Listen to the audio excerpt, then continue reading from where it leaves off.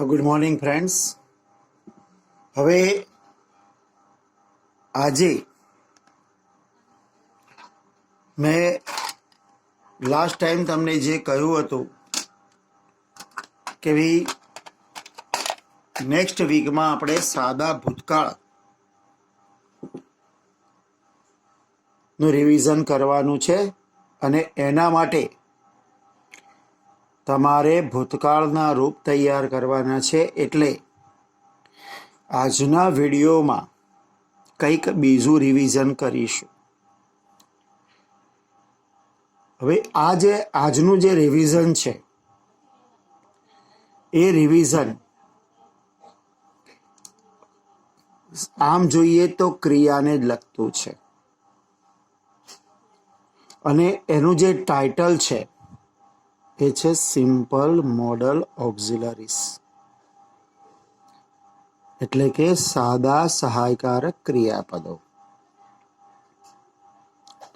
Should, would, can, could, may, might, must. આમ તો shall, will, should, would, can, could, may, might, must આ બધા simple modal auxiliaries છે, modals કહેવાય. Shall અને વિલનો જે ઉપયોગ હતો એ તમે અગાઉ પણ જોઈ ગયા છો કે ભવિષ્યકાળ માટે વપરાય છે. અને જ્યારે સિમ્પલ ફ્યુચર ટેન્સનું રિવિઝન કરાવીશું તો ફરીથી તમે સેલ વિલનો ઉપયોગ ભવિષ્યકાળ માટે કેવી રીતે થાય છે એ જાણી લેશો. હવે can, may, could, would, should, may, might, must આ બધા જે સહાયકારક ક્રિયાપદો છે એ સહાયકારક ક્રિયાપદો કેવી રીતે વપરાય છે, શા માટે વપરાય છે અને એની સાથે ક્રિયાપદ કયું આવે આપણે એની ચર્ચા કરીએ. વાત કરીએ આપણે મોડલ ઓક્ઝિલરીઝની, એટલે કે સહાયકારક ક્રિયાપદોની. Should, would, can, could, may, might અને મસ્ટ. હવે આ જે સાદા સહાયકારક ક્રિયાપદો છે આ દરેક સહાયકારક ક્રિયાપદની સાથે હંમેશા ક્રિયાપદનું મૂળ રૂપ મુકાય છે. એટલે કે જ્યાં પણ તમે દાખલા તરીકે શુડ વાપરો, વુડ વાપરો, કેન વાપરો, કુડ વાપરો, એની સાથે મૂળ રૂપ આવે. તમે જે ક્રિયાપદ છે play, drink, give, bring, go આ બધા મૂળ રૂપ જે છે એ જ એની સાથે આવે. બીજું કે should, would, can, could, may, might, must એ તમામે તમામ એ કોઈ ચોક્કસ વિશેષ અર્થમાં વપરાય છે. એટલે કે જ્યારે તમે એને કોઈ ક્રિયાપદ સાથે વાક્યમાં મૂકો તો એ જે મૂળ ક્રિયાપદ હોય છે એ ક્રિયા નો ભાવ વિશેષ થઈ જાય છે, બદલાઈ જાય છે અને એ મુજબ સહાયકારક ક્રિયાપદ મુકાય છે.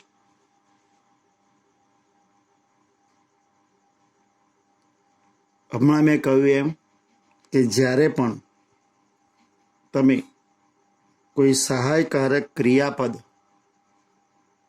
મૂકો તો એની સાથે ક્રિયાપદનું મૂળ રૂપ આવે.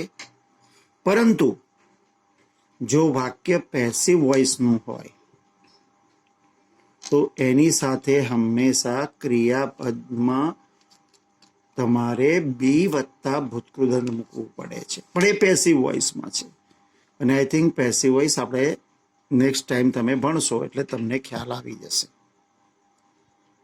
પણ મિત્રો અહીંયા તમારે આ સહાયકારક ક્રિયાપદ જે ક્રિયાની સાથે લાગે એનો ભાવ કે એનો અર્થ બદલે છે. જેમ કે દાખલા તરીકે હું તમને ઉદાહરણ આપું. હું જ્યારે એમ કહું ને કે પ્લે, તો પ્લેનો મતલબ થાય રમે છે.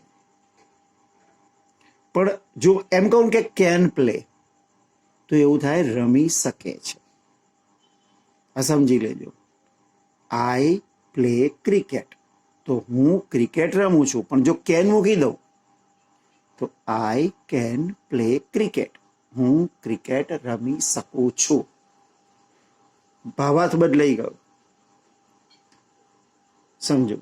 આઈ પ્લે ક્રિકેટ, હું ક્રિકેટ રમું છું. આઈ મે પ્લે ક્રિકેટ, હું કદાચ ક્રિકેટ રમીશ. એ સંભાવના કે શક્યતા થઈ.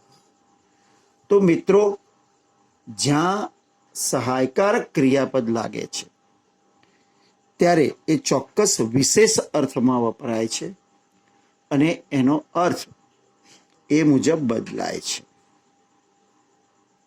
હવે આપણે એક પછી એક આ બધા સહાયકારક જે ક્રિયાપદો છે એની ચર્ચા કરીએ. સૌપ્રથમ આપણે વાત કરીશું કેનની.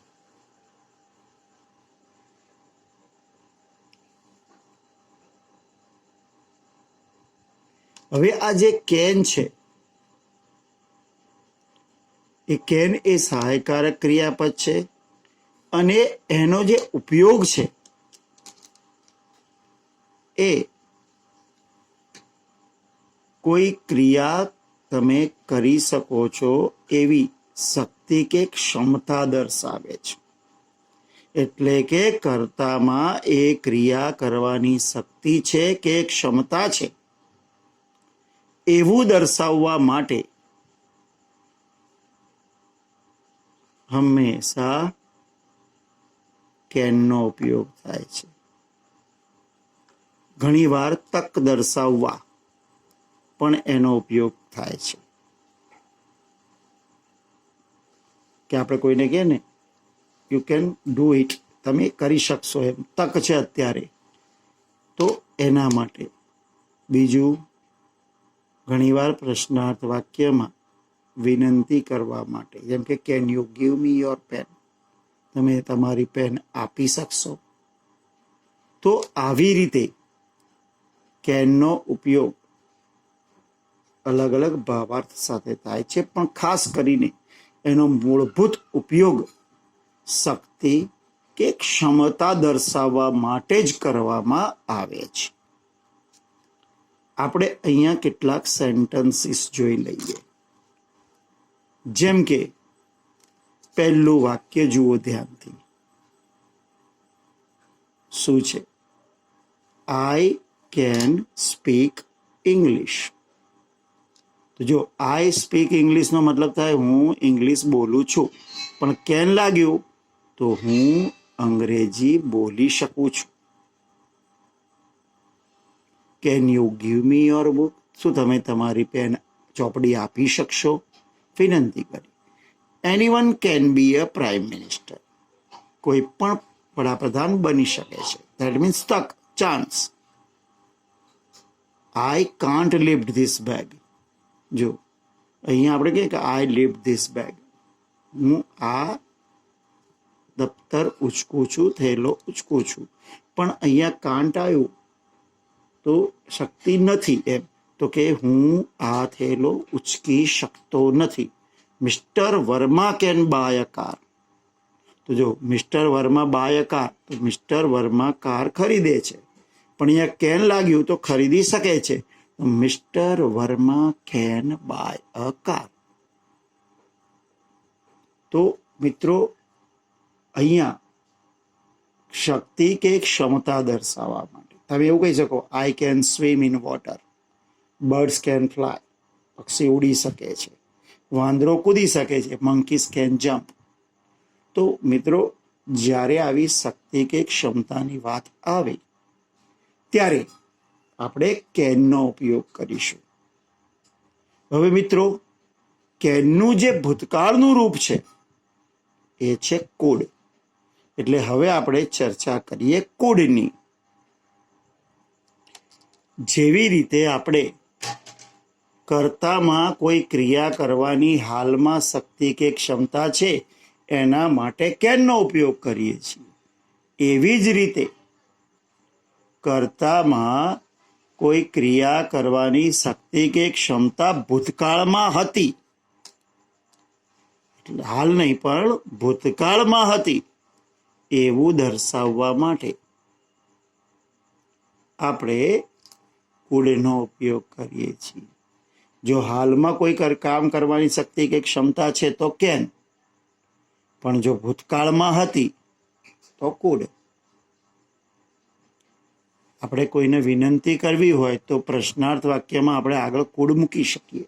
જેમ આપણે કેનની વાત કરી હતી એ જ પ્રમાણે આપણે કુડ મૂકી શકીએ છીએ. અહીંયા કુડ એ કેનનું ભૂતકાળનું રૂપ છે. હવે એક્ઝામ્પલ જુઓ. તે યુવાન હતો ત્યારે તે ખૂબ ઊંચો કૂદકો મારી શકતો હતો. તો તે ઊંચો કૂદકો મારી શકતો હતો, તો શકતો હતો તો કુડ જમ્પ. તો he could jump very high when he was young. જ્યારે એ યુવાન હતો. તે બીમાર હતો. he was sick. ભૂતકાળની વાત છે. તે ઝડપથી ચાલી શકતો નહોતો, એટલે એ વખતે ઝડપથી ચાલી શકતો નહોતો, તો ભૂતકાળની વાત છે એટલે could not. તો he could not walk fast. જો વિનંતી કરવી હોય કે મહેરબાની કરી તમે મને તમારી ચોપડી આપી શકશો, તો એ જ પ્રમાણે could you give me your book please. તો મિત્રો આવી રીતે ભૂતકાળમાં તમે કહો, આપણે એમ નહીં કહેતા કે my grandfather could walk 5 kilometres daily when he was young. મારા દાદા યુવાન હતા ત્યારે એ 5 કિલોમીટર રોજ ચાલી શકતા હતા. અને મિત્રો એ વસ્તુ તમે તમારા દાદા પપ્પા સામે સાંભળી જશે ક્યારેક કે ભાઈ હું નાનો હતો ત્યારે આમ કરી શકતો હતો, હું નાના હતા ત્યારે આમ કરી શકતા હતા. ધેટ મીન્સ ભૂતકાળમાં એમની પાસે એક ક્ષમતા હતી, એ કામ કરી શકતા હતા. ત્યારે આપણે કુડનો ઉપયોગ કરીએ છીએ. હવે વાત કરીએ આપણે મેની.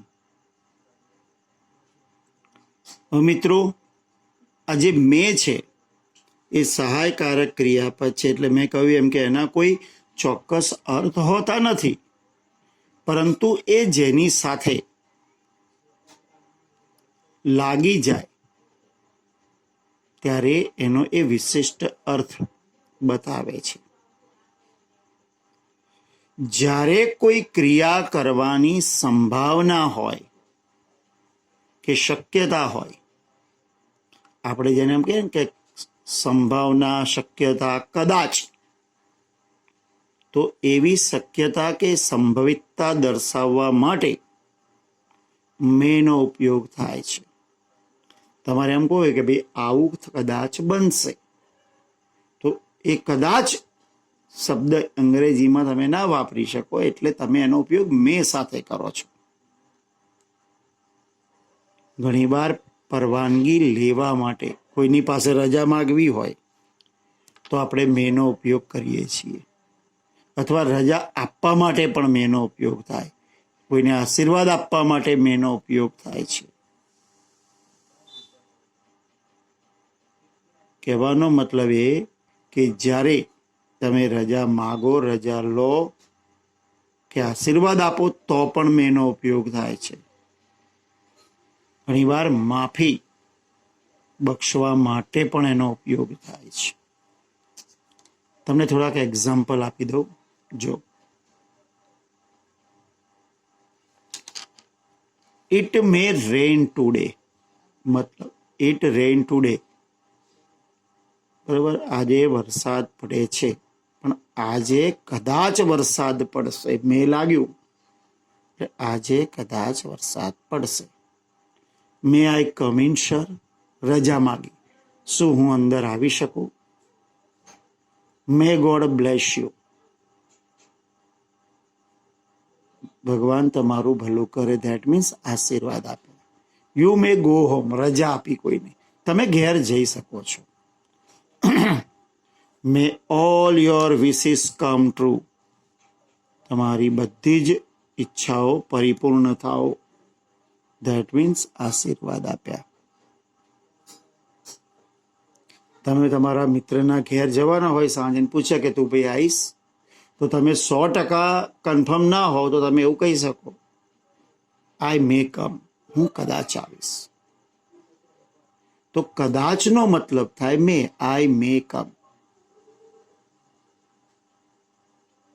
દાખલા તરીકે આપણને ખબર, આપણે કોઈક સાહેબ જોઈએ કે કદાચ સાહેબ આજે આવશે નહીં, તો teacher may not come today, આજે કદાચ સાહેબ નહીં આવે.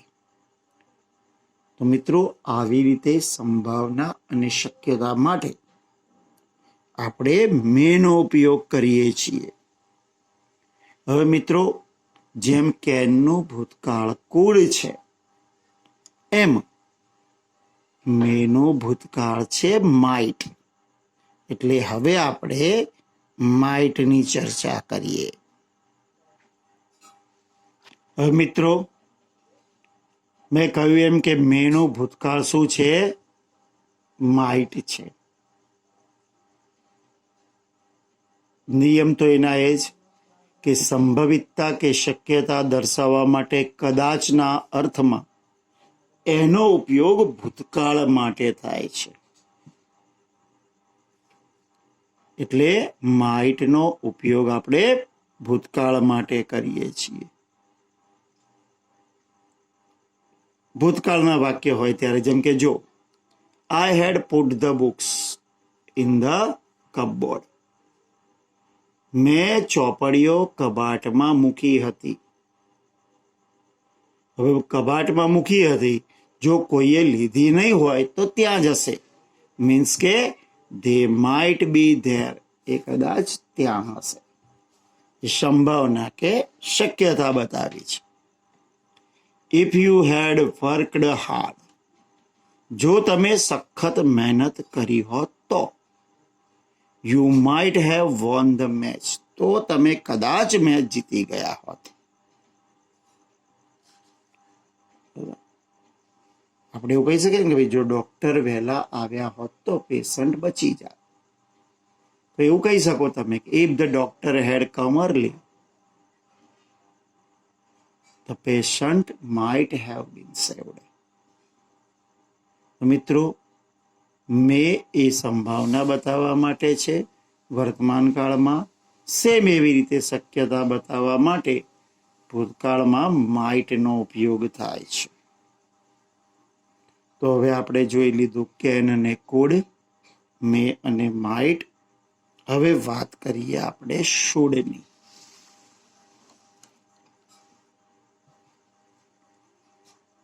મિત્રો, શુડનો ઉપયોગ બહુ જ બધો થાય છે. મીન્સ કે શુડનો ઉપયોગ વપરાશમાં વધારે છે. જેમ કેનનો ઉપયોગ છે વધારે, કે હું આમ કરી શકું તેમ કરી શકું, એમ શુડ પણ બહુ જ વધારે પડતું બોલવાના ઉપયોગમાં લેવાય છે. હવે જે શુડ છે એ વ્યક્તિની નૈતિક ફરજ સૂચવે છે. મીન્સ કે કર્તામાં કોઈ ક્રિયા કરવાની નૈતિક ફરજ છે એવું દર્શાવવું હોય તો તમે શુડનો ઉપયોગ કરી શકો છો. સાદી ભાષામાં કહીએ તો આપણે એમ કહેવાય કે આપણે કોઈને એમ કહીએ કે તારે આમ કરવું જોઈએ, કાં તો કોઈ કર્તાએ એ ક્રિયા કરવી જોઈએ, પાછળ જોઈએ શબ્દ, રમવું જોઈએ, ખાવું જોઈએ, નિયમિત દવા લેવી જોઈએ, વહેલા ઉઠવું જોઈએ, મોડા ઉઠવું જોઈએ, ચાલવું જોઈએ, મીન્સ કે એણે આમ કરવું જોઈએ. જ્યારે એવું દર્શાવવું હોય સાદી ભાષામાં કે કોકને સલાહ આપીએ ભાઈ તારે આમ કરવું જોઈએ, તો એ સલાહ આપવા માટે એનો ઉપયોગ થાય છે.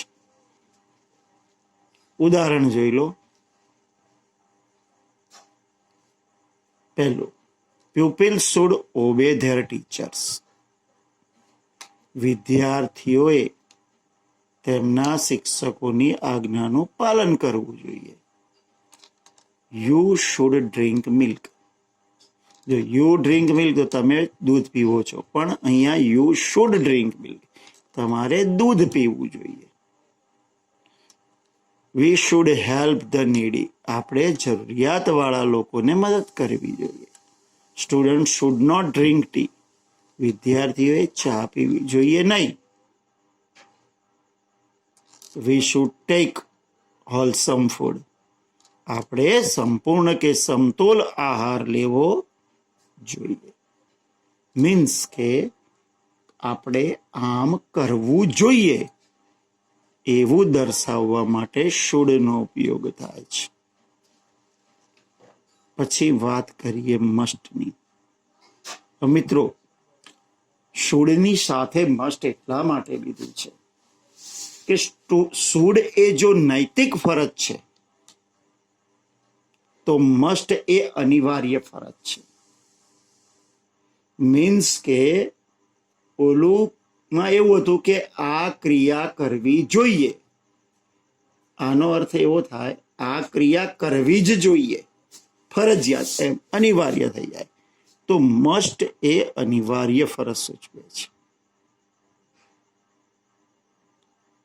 અને મસ્ટ ત્યારે જ ઉપયોગમાં લેવાય કે જ્યારે કોઈ એવી ક્રિયા કે ફરજનું તમે પાલન ના કરો તો નુકસાન થાય, કાં તો પનિશમેન્ટ થાય, કાં સજા થાય, એવું હોય ત્યારે મસ્ટ વપરાય. ખાસ કરીને જ્યારે નિયમની વાત આવે, કાયદાથી વાત આવે, જો કોઈ નિયમથી કે કાયદાથી જ એ ક્રિયા કરવાની હોય ત્યારે એવા અર્થમાં વાપરવા માટે ક્રિયાની સાથે મસ્ટનો ઉપયોગ થાય છે.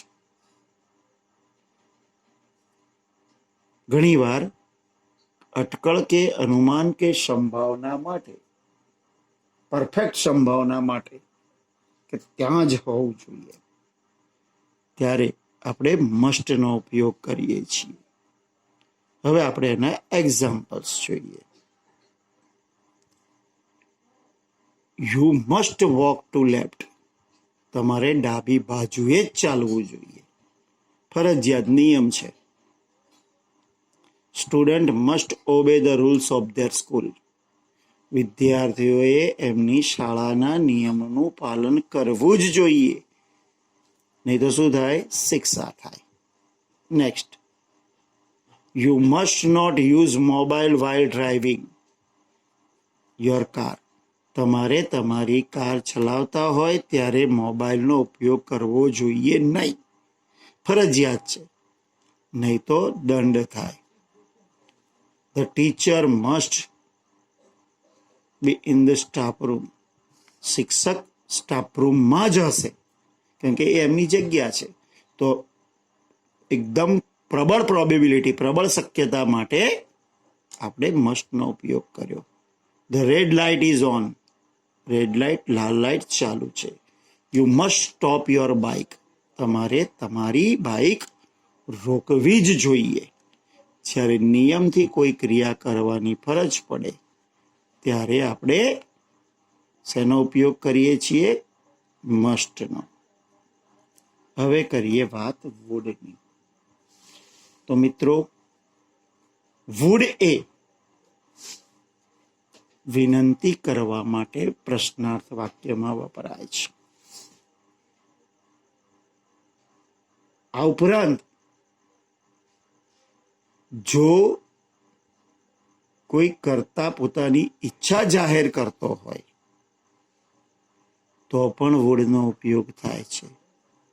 અથવા તો કર્તા જ્યારે પોતાની ઈચ્છાથી, પોતાની મરજીથી કામ કરતો હોય, ક્રિયા કરતો હોય, એવું દર્શાવવું હોય કે ભાઈ એ વ્યક્તિ એની મરજીથી આ ક્રિયા કરે છે, તો પણ વુડનો ઉપયોગ થાય છે. આ ઉપરાંત કર્તાની પસંદગી દર્શાવવા માટે એનો ઉપયોગ થાય છે. મિત્રો, શેલનું પણ ભૂતકાળ વુડ થાય અને વિલનું પણ ભૂતકાળ વુડ થાય છે. એટલે શેલનું શુડ થાય એવું નહીં સમજવાનું. સેલ અને વિલ બંનેનું ભૂતકાળ વુડ થાય છે. હવે આપણે એક્ઝામ્પલ્સ જોઈ લઈએ. જો, what would you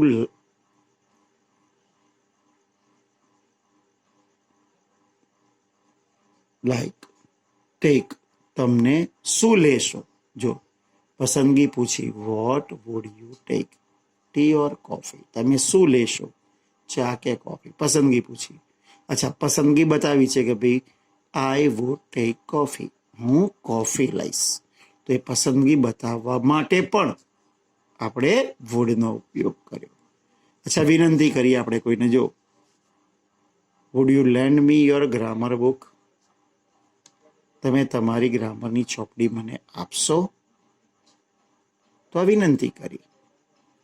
I would decorate your room, તો જો આપણે એમ કે હું તમારો રૂમ શણગારી દઈશ. તો આ શણગારીશ અને શણગારી દઈશ, તો શણગારી દઈશ આપણે કહીએ ને ત્યારે આપણે આપણી ઈચ્છાથી એ કામ કરીએ છીએ. તમે એ કામ તમારી પસંદગીથી લીધું છે, તો એના માટે would. He wood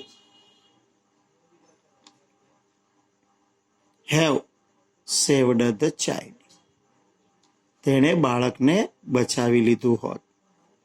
if he had reached early, જો એ મોડો પહોંચ્યો હોત તો ભૂતકાળની અંદર એ થઈ શક્યું હોત. એવું દર્શાવવા માટે પણ વુડનો ઉપયોગ થાય છે. તો મિત્રો, આ હતું તમારું સિમ્પલ મોડલ એક્ઝલરીસનું રિવિઝન. આપણે અગાઉ બી ભણાઈ ચૂક્યા છીએ, આ ફરીવાર ચલાવ્યું.